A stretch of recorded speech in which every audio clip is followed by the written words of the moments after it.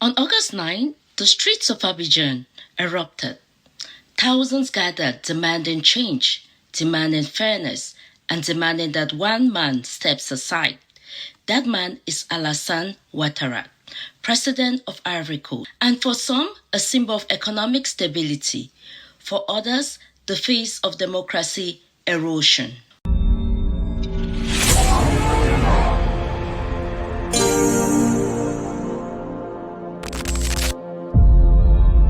Who is Ouattara?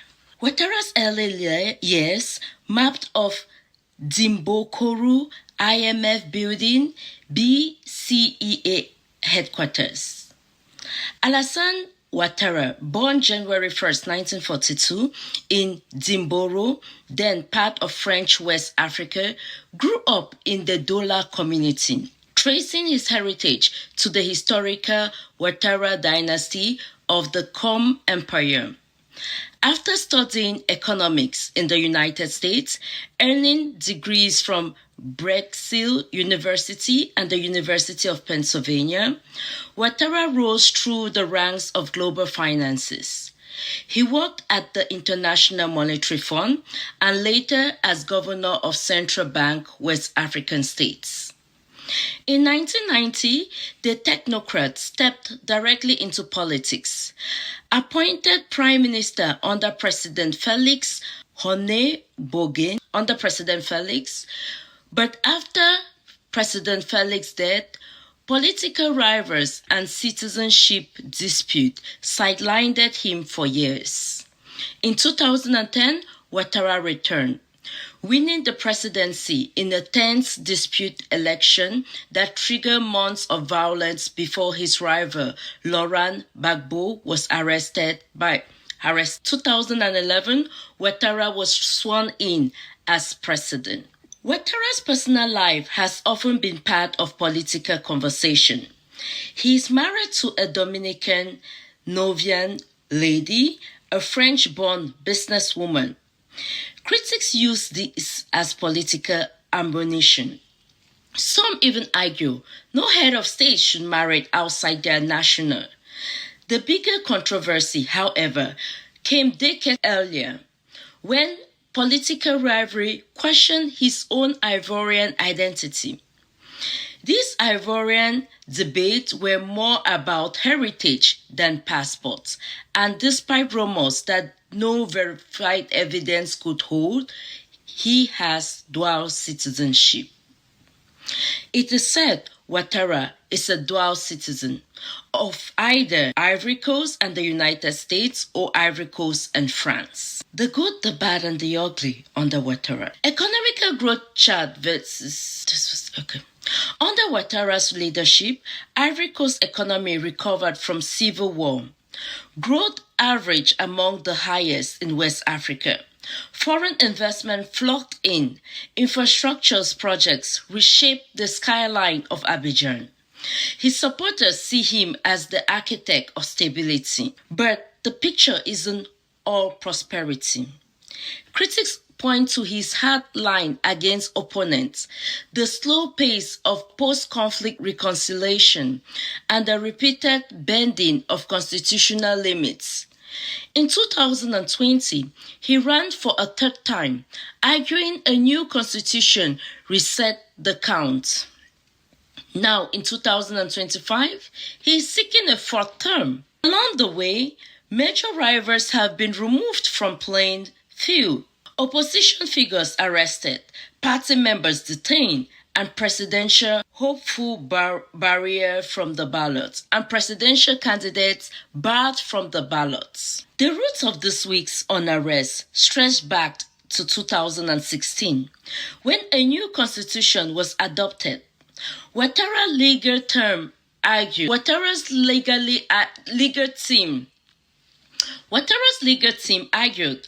and courts agreed that it effectively resets term limits. For many Ivorians, that interpretation wasn't a matter of law, but a political maneuver, one that keeps power concentrated in the same hands.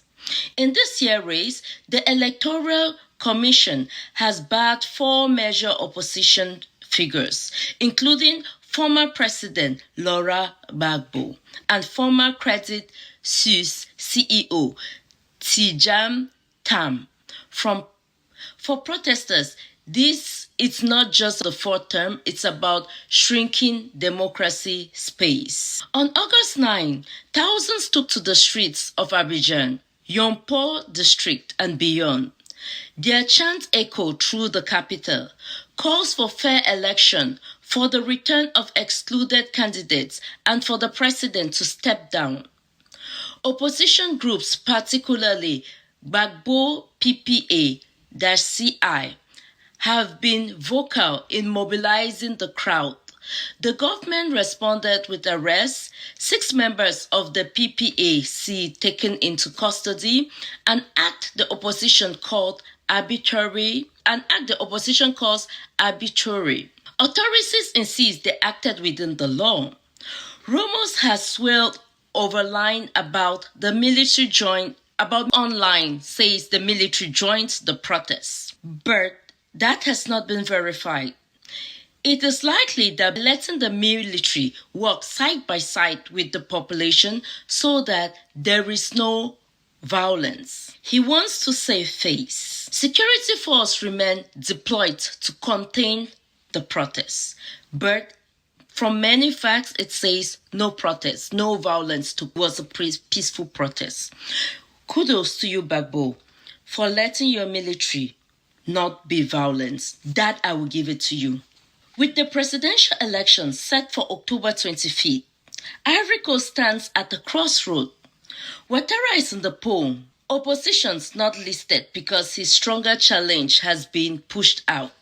But the growing crowds in the streets signal that legitimacy is as much about perception as it is about the law. In the months ahead, the question is whether this protest fades or ignites something bigger.